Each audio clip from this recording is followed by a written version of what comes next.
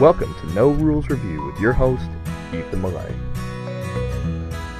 Hey there everybody, Ethan Millay here, No Rules Review, and here we are with another No Rules Review of Cannes, which I'm pretty sure is how you pronounce that city. I don't do well with French, so let's say Cannes, stars, scripts, and screens.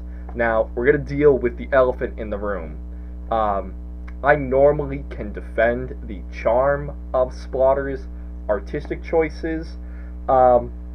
This game, I really can't. I mean, yeah, try pulling this out and convincing people to play it. I have, but it takes some convincing because people look at this cover, they ask what 4-year-old animated it, and then you got to try to convince them that it's a fairly heavy logistics game, and it is. Try to overlook the art. Try to overlook the aesthetics, because I don't know, once you've dealt with it for a while, it gets a little better. But this, at its heart, is a game of logistics. You and the other player are movie producers trying to produce movies. You have romance movies, you have action movies, and you have sci-fi movies. And what you're trying to do is you're trying to get the materials needed for these. Now, if you've seen my review of Duck Dealer, my review of Duck Dealer, this is going to sound very similar, where you have a sort of tree where you are converting things. Now, my issue with this, why don't we just get this out of the way, is unlike in Duck Dealer, we have a player rate that tells you what plus what equals what. The only place you get that here is in the rule book. And again, just like Duck Dealer, this is not very intuitive. Like, what do we have here? I'm trying to find a good thing. Beer plus script equals sci-fi movie. Or no, beer plus computer equals script, and that script plus special effects equals sci-fi movie. Script plus, and this is so hard to follow this, script plus actress equals romance movie.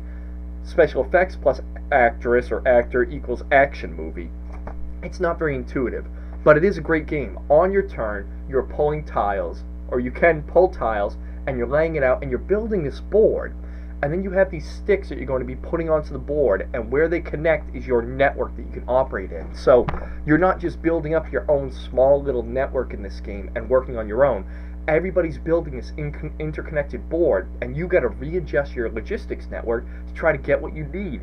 You need to pull resources together, have them funnel their way into there are primary producers, then there are primary converters, and then secondary converters. You need those primary producers producing the base goods of beer and computer chips and people to then give you computers and scripts and special effects and actors, and then from there you make the movies, and then you got to get the movies to premiere. And you can use some things to raise or lower the cost of the value of movies, because when movies are brand new, they take in a lot of money.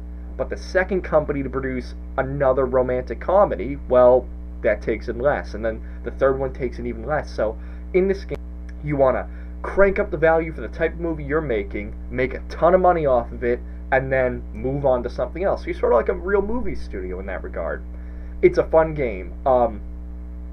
As you lay those tiles out on the board, they even tell you, leave stuff on the table and work around it. So it can be unique if you leave cups on the table, or if there's, a place mat in the middle of the table, you work around it, and that can really change how, not only every game changes how the tiles are put out, but it can change how the ability to put them out is different from game to game. This is another one of those Splotter games, very low scoring. You don't get a lot of opportunities to score points in this game, so you got to really take every chance you can.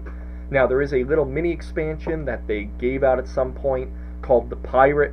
You can just do it yourself. I bought a little Catan, whatever the sailing Catan is. I bought the little pirate ship from that and use that. And basically, what that lets you do is premiere a movie pirated for less money.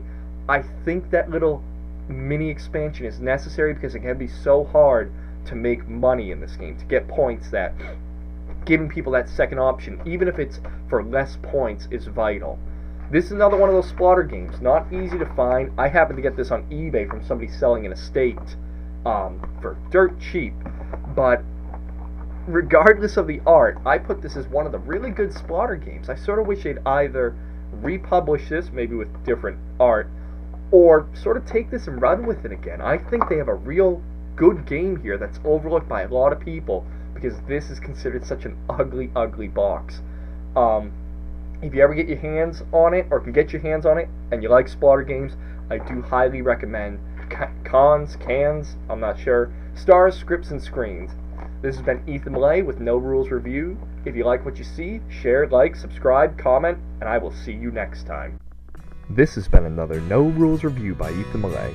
If you enjoyed this video, consider sharing, commenting, liking, and most importantly, subscribing. For this and other great games, join us over on BoardGameGeek.com. Thanks for watching, and we'll see you next time.